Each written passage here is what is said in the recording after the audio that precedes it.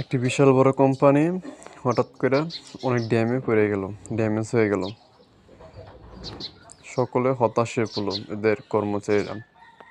তখন সকলে ম্যানেজারের কাছে গেল, বলল কেন আমাদের কোম্পানি ড্যামেজ বা ক্ষতিগ্রস্ত হলো, যার কারণে কর্মী ছাঁটাই করা হইতেছে।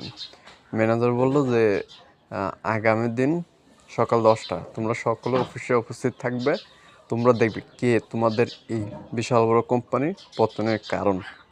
তখন তিনি বলার পর আগামী সকাল 10টার দিকে সবাই উপস্থিত হইল।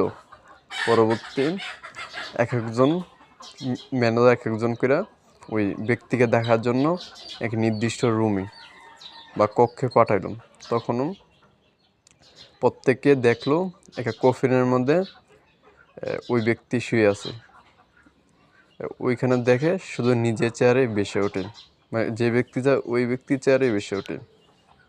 পরবর্তী ওই ব্যক্তি চলে যাওয়ার পর আরেক ব্যক্তি ক্রমাগত প্রত্যেকটা কর্মী আয়া দেখে যে তাদের নিজস্ব চেয়ারে ভেসে ওঠে।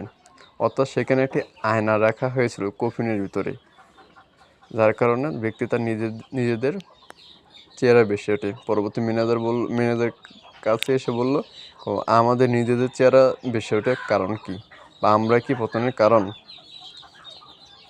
তখনই ম্যানেজার বলল, তোমরাই মূলত এই পতনের কারণ। কারণ ব্যক্তি নিজের কর্মের কারণেই নিজে পতন ঘটে। তো এই গাছ থেকে শিক্ষা নেওয়ার বিষয়, এই গাছকে কেউ মারতে আসেনি বা ভাঙতে আসেনি বা কেউ নষ্ট করতে আসেনি, পতন চায়নি, কিন্তু ওই গাছ নিজের পতন ঘটাইতেছে। গাছগুলো ধীরে ধীরে লালচে বর্ণ ধারণ করতেছে, যা কিনা ফসফেট এবং পটাশিয়ামের অভাবের কারণে ঘটতেছে। ওই ব্যক্তি নিজে যদি যথেষ্ট পরিমাণ পটাশিয়াম এবং ফসফেট ধারণ করতো মাটি থেকে, ইনশাল্লাহ একদিন তার মধ্যে দিয়ে ফল ধারণ করতো। একসময় পাশে একটা গাছ আছে সেম, ওইটার মধ্যে এর অভাব নাই। একসময় এই গাছ দোনোটা বা ওই গাছটাও একসময় এই গাছটার নেই হয়তো। আলহামদুলিল্লাহ এই গাছটা